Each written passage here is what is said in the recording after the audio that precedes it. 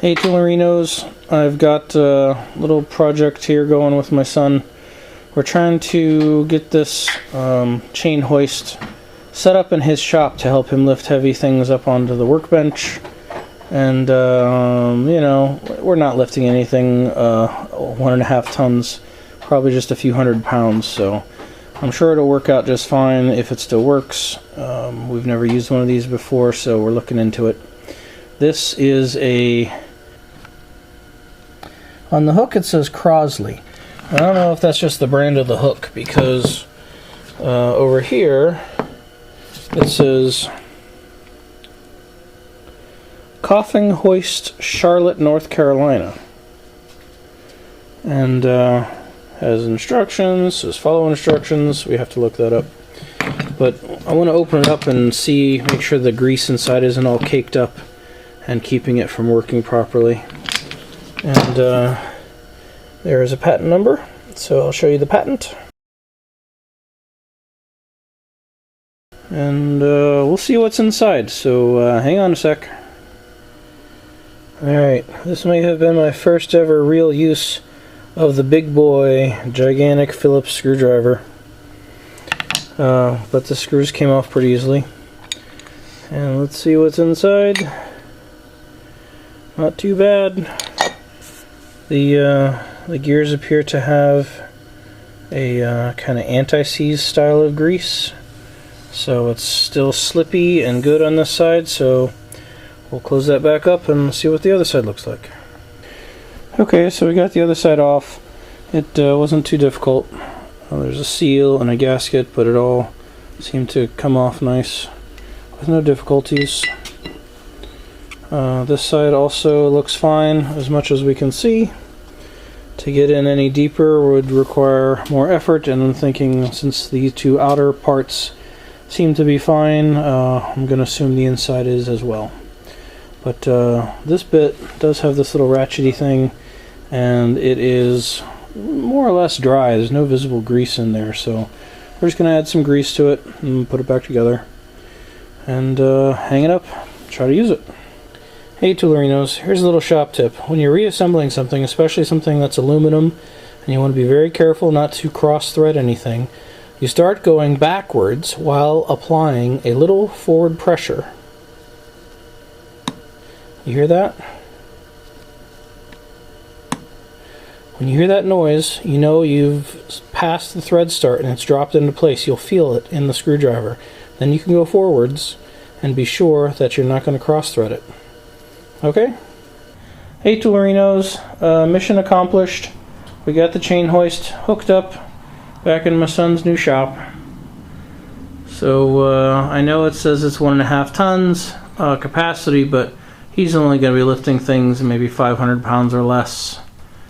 So it's just hooked up to a big eye bolt, the one from the Canton Tool Hall, and it's all set up. He didn't want it all the way up because he'd have a hard time reaching it, so we put it on a length of chain here, so it's adjustable. You know, we could lower it or raise it if need be. And here we have it hooked up to the little tri-key fixed up with a piece of chain, and we've tried it out a few times, so we're learning how to use it. And there's a little thumb thing to push so that you can disengage the ratchet and pull the chain through how you need it to be. I'm using one of those little clamps I just got with the hardware haul in Canton to hold the little chain together. I know it's probably not ideal, but it'll work for what we're doing. I just wanted to demonstrate the chain hoist. Alright, get cranking.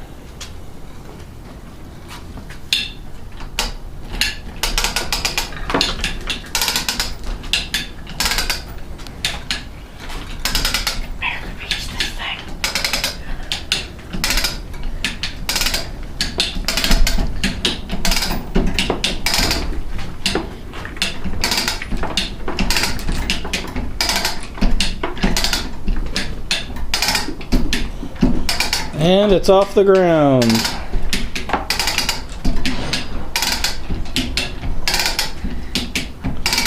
Yeah, I know it's a little slow going, but You know, if he was in here by himself and needed to lift something up, even just to work on it here. Kids. What are you gonna do? Alright, that's enough. Gonna break something. Probably not. Hey. Anyway. Adults. Ugh. So anyway, there you go. Chain hoist is working as intended. Huzzah! Alright, I wanted to explain a little bit about why the awesome, massive Ken Tools vise went to my son's shop.